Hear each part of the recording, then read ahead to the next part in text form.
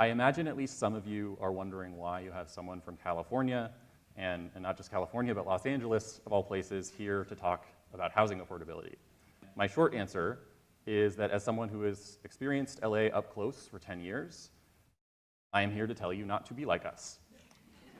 At least do not act the way we've acted for the past 40 or so years. Learn from our mistakes and do everything you can not to repeat them. I do have a longer, more substantive answer, and it's that even though LA's problems may seem very distant, they are a lot closer than you think. When I study and visit cities and towns across the country, I see almost everyone doing what got Los Angeles and the whole state of California where they are today. I see plans and zoning codes written in the 50s and 60s and 70s that have barely been updated to reflect the lessons from the past 50 plus years or the way that society and technology has changed. I see communities betting their futures and the futures of their children on the hope that if they don't plan for more residents, then they just won't show up. What I want to emphasize is that from a housing policy perspective, California is not so different from Hendersonville or Asheville or most of your neighbors or most of the US. What really distinguishes us from you is that the demand for housing hit LA much earlier and much harder.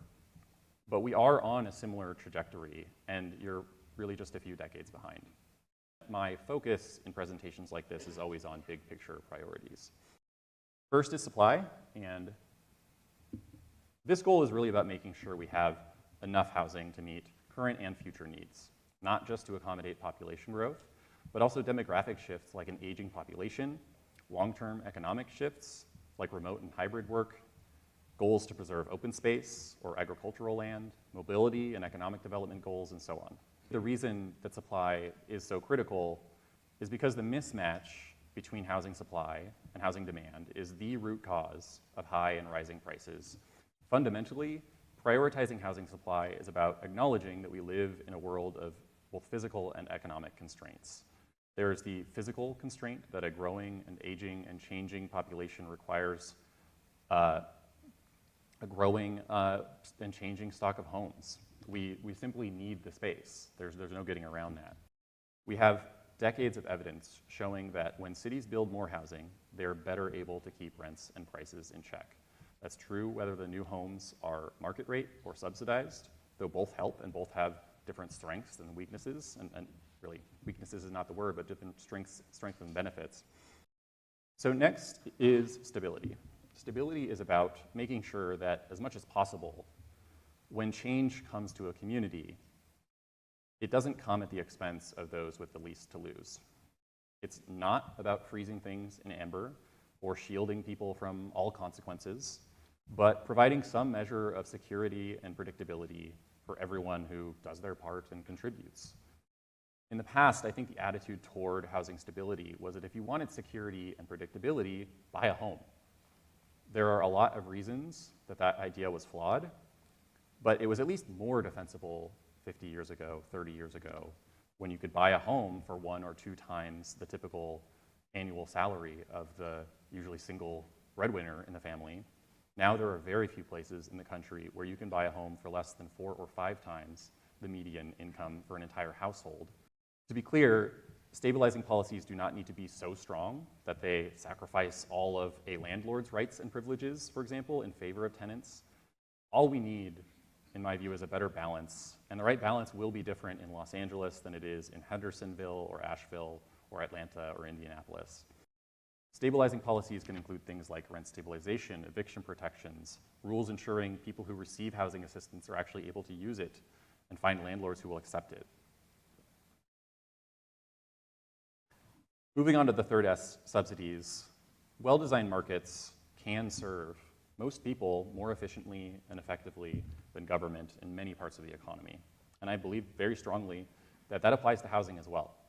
Markets have incredible power and potential, but markets also inevitably leave some people behind because some people are too poor to rent to or sell to profitably, because of informational asymmetries, because of all the reasons that Econ 101 textbooks tell us that market failures can occur.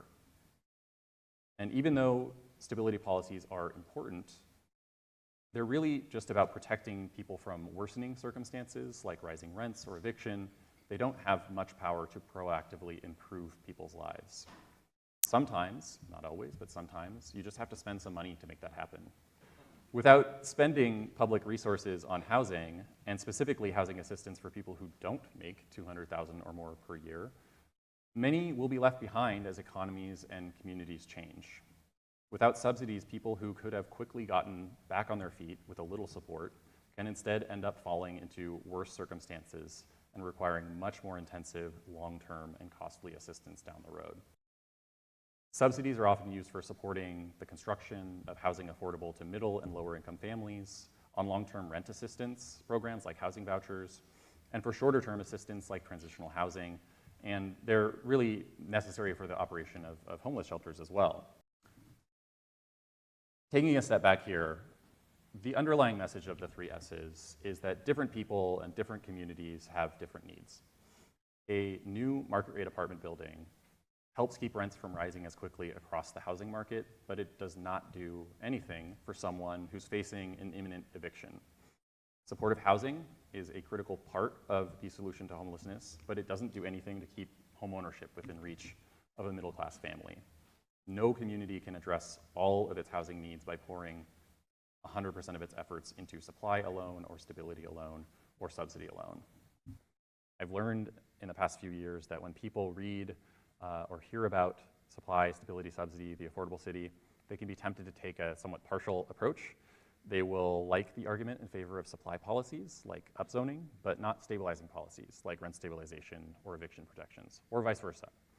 Or they'll like the idea of more subsidies for affordable housing, but hate the idea of any kind of reforms that allow for more market rate production, or again, vice versa. So they'll pick 1 or 2 priorities and discard the rest. I would prefer that you think of supply, stability, and subsidy as a 3-legged stool for affordable communities. Sturdy and resilient when all the legs are in place, but if you remove any one, it will topple right over. You can have a city that is appealing, affordable, or unchanging, but you can only pick 2. If it's appealing and unchanging, it is not going to be affordable. This describes places that draw a lot of people but build very little housing, including big cities like Los Angeles, but also smaller ones like Berkeley and Boulder, Colorado. If your city or town is unchanging and affordable, it's a pretty sure sign it is lacking appeal. Again, this is the story of many Rust Belt cities over the past several decades after manufacturing jobs left.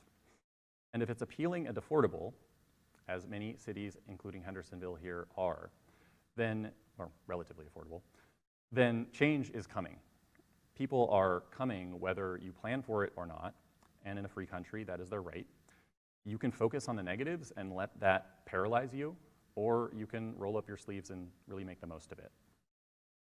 I just want to encourage you to tackle these housing problems that you face with a clear sense of costs and benefits, for sure, but also with optimism and positivity.